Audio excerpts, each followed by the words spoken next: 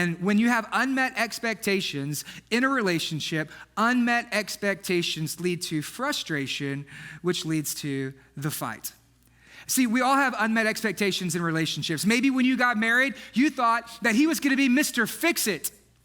And then you realized he can't even fix a bowl of cereal. There's an unmet expectation. Maybe when you got married, you thought that it was going to be Victoria's Secret. But instead, you got sweatpants and muumuus. You're like, oh, it's an unmet expectation.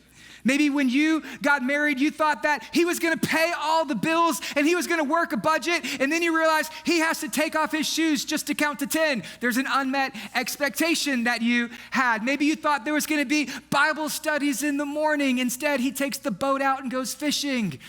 There's an unmet expectation, and unmet expectations lead to frustrations, which leads to the fight. But I'll tell you this, a lot of the fights that we go through could easily be avoided or mitigated if we would learn to do one thing, if we would learn to communicate better. That's it. If Solomon would have just said, hey babe, working late, love you, sinned, probably wouldn't have had a problem. If he would have just learned how to communicate better. So a lot of the problems we have is because we don't communicate very well. And here's the important thing you need to know, that your expectations and your frustrations, communication is the distance between the two of them.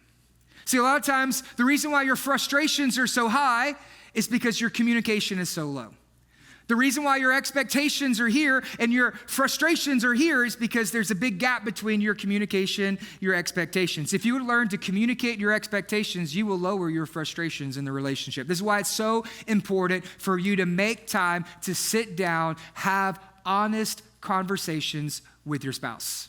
Because the gap between expectation and frustration really is communication. When I'm doing premarital or post-marital counseling with a lot of people, there's a lot of unmet expectations that they've been bottling up and they've been storing and they have not been telling their spouse. And so everything that spouse does is just increasingly more frustrating to them because they're not communicating the things that are going on inside of them.